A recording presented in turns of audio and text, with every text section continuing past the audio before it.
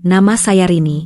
Saat menikah dengan Bimo pada tahun 2010, kami membangun mahligai rumah tangga bukan di atas bara api gairah yang membakar, melainkan di atas fondasi logika yang kokoh.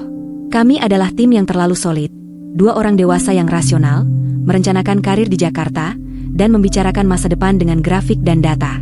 Bimo adalah pusat stabilitas saya, tetapi ia juga anomali terbesar dalam hidup saya. Kami bertemu di Bandung, dan sejak awal, ia selalu berani membongkar konsep sosial yang paling mendasar. Di antaranya, kepemilikan dalam cinta. Filosofi hubungan Bimo bukanlah hal baru, ia terinspirasi dari pasangan senior yang kami kagumi saat di kampus. Mereka hidup dalam sebuah kebahagiaan yang, anehnya, tidak dibatasi oleh kesetiaan fisik. Bimo menyebutnya, pemisahan yang tercerahkan. Rin, ia sering berkata, sambil menatap jauh keluar jendela apartemen kami yang tinggi, cinta adalah sebuah jembatan yang menghubungkan dua jiwa. Itu permanen. Seks? Itu adalah jembatan lain, sebuah jalur eksplorasi yang bisa diakses siapa saja. Kenapa kita harus membatasi diri pada satu jalur saja, jika hal itu justru bisa membuat jembatan utama kita runtuh karena kebosanan atau hasrat yang terpendam?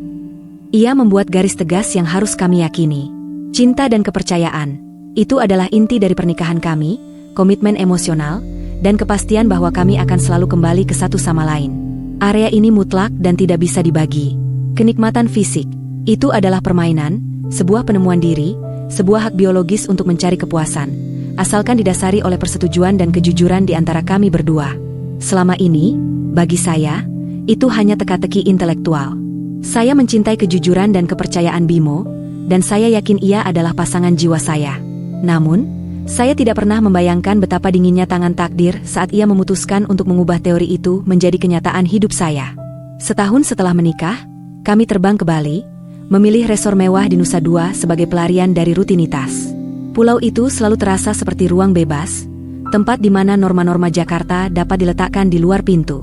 Di sore hari, saat suhu mulai turun, kami duduk di teras kecil resor. Dari sana, kami bisa melihat kompleks latihan tari. Kami menikmati pertunjukan mini, melihat penari-penari berlatih di bawah cahaya matahari Bali yang dramatis. Otot-otot mereka berkilat-kilat karena keringat. Di tengah kerumunan itu, ada seorang penari bernama Jaka. Pria itu menonjol, kekar, gelap, dan memiliki gerakan yang liar sekaligus anggun. Energi maskulinnya terasa begitu kuat, seolah-olah ia bisa menghancurkan keheningan yang saya cintai. Kami mengagumi pertunjukan itu, hening selama beberapa menit. Kemudian, tanpa menahan diri, sebuah pujian jujur meluncur dari bibir saya. Astaga, Mo, bisik saya. Lihatlah penari yang di tengah itu. Tubuhnya, itu benar-benar seni. Tubuhnya atletis sekali. Persis seperti yang sering kita lihat di majalah-majalah. Itu, energi yang luar biasa. Itu hanya pujian nakal yang biasa kami bagi, sebuah komentar spontan tentang keindahan fisik. Tidak ada maksud tersembunyi. Saya tidak ingin lebih dari sekadar mengagumi pahatan tubuh seorang seniman. Saya menoleh, mengharapkan tawa kecil dari Bimo. Tapi yang saya lihat adalah kilatan. Kilatan yang bukan berasal dari api cemburu, melainkan dari kesenangan dan kepuasan yang murni. Bimo tersenyum. Senyum yang saya tahu berarti, kau baru saja mengakui hasratmu, dan aku akan mewujudkannya. Kau jujur, Rin, katanya, suaranya tenang, tetapi matanya memegang janji. Kejujuranmu adalah hal yang paling berharga bagiku, bahkan lebih berharga daripada apa yang disebut kesetiaan buta. Bimo tahu bahwa saya telah mengakui sebuah fantasi fisik, dan baginya, fantasi adalah cetak biru untuk pengalaman nyata. Tak lama kemudian, Bimo berdiri. Aku harus keluar sebentar. Ada urusan mendadak. Saya tidak sempat bertanya. Ia mencium kening saya, ciuman yang terasa seperti menutup sebuah kesepakatan, dan berpesan, tunggu aku di kamar. Jangan pergi kemana-mana. Saya kembali ke kamar, memikirkan tatapan Jaka yang sempat kami curi tadi. 30 menit kemudian, Bimo kembali. Ekspresinya tenang, namun matanya memancarkan cahaya misterius. Aku punya kejutan yang akan mendefinisikan kembali pernikahan kita, katanya. Apa? Tanya saya, jantung saya sudah mulai berdebar keras. Saya tahu ini berhubungan dengan Jaka. Aku sudah mengundangnya. Jaka akan datang pukul 5 sore ini. Katanya, makan malam pribadi. Saya tertegun di tepi ranjang. Tangan saya dingin. Teori yang kami bahas selama bertahun-tahun kini akan menjadi praktik. Bimo segera membuka lemari, mengeluarkan gaun slip dress sutra yang dibelinya di butik mahal. "Pakai ini," pintanya. "Malam ini, jadilah Rini yang paling jujur." Rasa gugup berubah menjadi cemas yang nyata. "Mo, tunggu sebentar," kata saya, nada suara saya sedikit tajam. "Aku menghargai ide itu, tapi aku serius, aku tidak akan berhubungan fisik dengan pria lain. Aku tidak siap. Ini terlalu cepat." Saya mundur, menolak gaun sutra itu. Bagi saya, kenikmatan fisik tidak bisa semudah membalik telapak tangan.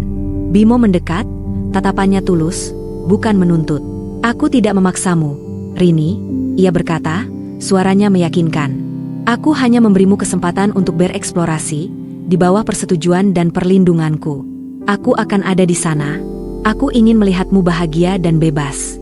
Jika kau tidak suka, kita akan mengakhirinya. Tapi kau tidak akan pernah tahu kecuali kau mencoba. Tolong, jangan bunuh potensi gairahmu hanya karena ketakutan sosial." Tekanan Bimo adalah tekanan cinta dan kepercayaan, bukan paksaan. Dan tekanan itu berhasil. Saya akhirnya mengangguk, masih dengan keraguan besar, namun diselimuti rasa ingin tahu yang tak tertahankan. Tepat pukul 5, Jaka tiba. Ia tidak lagi memakai pakaian tarinya, ia memakai kemeja linen putih kasual.